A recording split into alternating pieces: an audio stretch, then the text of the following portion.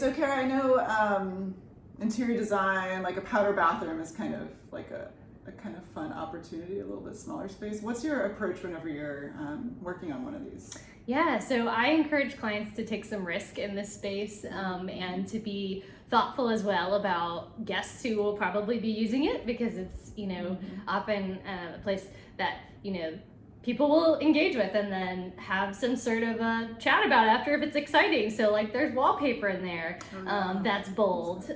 You went for it, right? You maybe have some colorful cabinetry in there. There's a lot of interesting elements like that, or artwork in there that's above the toilet. That is something that is an exciting piece of that. Maybe plants are in there as well. I think thinking through what makes it inviting and interesting as such a small space, and an opportunity for that to have some fun and create lots of interest is important. And then thinking through the guest experience again, like maybe there's a candle or a diffuser or something in there that is very like lovely and a positive thing. Right, like this is a bathroom, but it can be beautiful and smell good for your guests. So those sorts of things.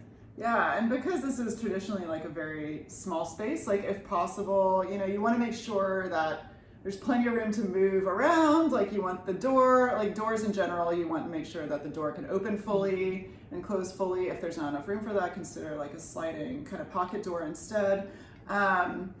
Also, it's good to, in general, just keep the toilet lids closed, because it is like a very like down, like draining energy in Feng Shui. You want to make sure that that is contained. And a way to kind of combat that, you can put like something that has the opposite energy, so to kind of neutralize it. So instead of the down, you add something that has up. So that's like a growing plant if there's enough light. If not, you can have like a sculpture on top of the toilet, for example, that feels like it's a little bit more like uplifting. Draws your eye up. Yes, exactly. And then, or you could hang some artwork on the wall. Like a lot of people choose plants, and I do recommend like something that has like that kind of vibrant, growing energy to kind of combat the downward. And also with sinks too, sometimes you'll use a sink and you're like, there's not enough space to wash my hands. So just like make sure that there's the faucet kind of comes over the sink so that there's plenty of room. You're not like bumping into the sink itself.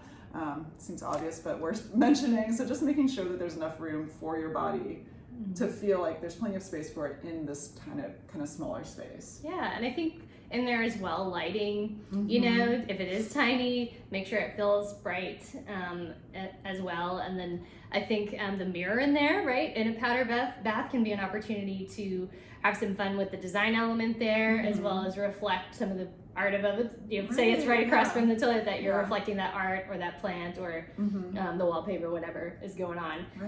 That is beautiful, as opposed to toilet. Right, yeah, absolutely. And the mirrors also, you just want to make sure that they're clean, because that's reflecting your self-image. If you have like a cloudy, like broken, like old kind of antique mirror, then that's going to affect your own vision of yourself. So definitely take into consideration the quality of the mirror and the cleanliness of the mirror too. Yeah, I think for guests, right? Like they're in there going to check themselves out before they come back. So make that easy. It's all about the ease of it. Yeah, wonderful. Yeah. Okay.